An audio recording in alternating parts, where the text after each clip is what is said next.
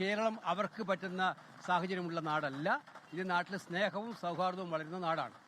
പിന്നെ UDFന്റെ കാര്യത്തിൽ ഞങ്ങൾക്കറിയാം, UDFന്റെ കക്ഷികൾ അങ്ങോട്ടും ഇങ്ങോട്ടും ആരും ഏതെങ്കിലും മേധാവിത്വം അടിച്ചേൽപ്പിക്കാൻ പോകുന്ന കക്ഷികളല്ല. എല്ലാവരും പരസ്പരം ബഹുമാനിച്ച് നടപ്പിലാക്കും. അതേ നടക്കുകയുള്ളൂ. കാരണം കോൺഗ്രസിൻ്റെതായ രീതികളുണ്ട്, ആശയങ്ങളുണ്ട്, നിലപാടുകളുണ്ട്.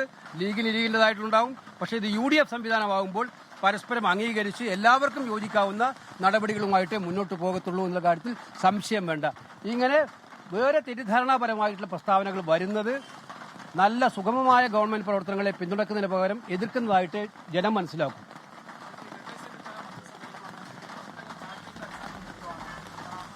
അല്ലല്ല, അത്തരം പാക്കേജുള്ള രമേശ് ചെന്നിത്തലയും കൂടെ ക്യാബിനറ്റിൽ വേണമെന്നുള്ളത് പാർട്ടിയുടെ ആഗ്രഹമായിരുന്നു. അതനുസരിച്ച് അദ്ദേഹം വന്നു. നല്ലതല്ലേ? ആലപ്പുഴയ്ക്ക് നല്ല പ്രാതിനിധ്യം ഉണ്ടാകാൻ പോകുന്നൊരു മന്ത്രിസഭയാണ് വരാൻ വേണ്ടി പോകുന്നത്. നമ്മൾ വാദിക്കേണ്ടത് ഇനി ആലപ്പുഴയിലെ മാധ്യമപ്രവർത്തകരാണ്. നമുക്ക് ആലപ്പുഴയ്ക്ക് നഷ്ടപ്പെട്ടതെല്ലാം തിരിച്ചു പിടിക്കണം. എൻ്റെ പ്രധാന റോൾ അതായിരിക്കും. മറ്റെല്ലാത്തിനുപരിയായിട്ട് മറ്റെല്ലാ റോളുകളും ഉണ്ടാവും.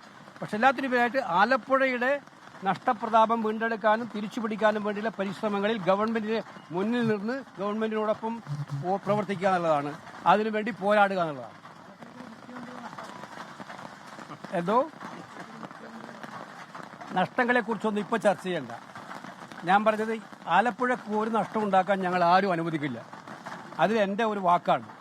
ആലപ്പുഴക്ക് നഷ്ടം ഉണ്ടാക്കാൻ പറ്റില്ല എന്നുള്ളത് വാക്കാണ്. ഞാൻ അന്നു മുതലേ പറയുന്നല്ലോ, 96 മുതൽ ഇങ്ങോട്ടുള്ള പൊക്കിൾക്കൊടി ബന്ധം പോലെയുള്ള ബന്ധമാണിത്. അതുകൊണ്ട് ആലപ്പുഴക്ക് കിട്ടേണ്ടതെല്ലാം പിടിച്ചു വാങ്ങിക്കും.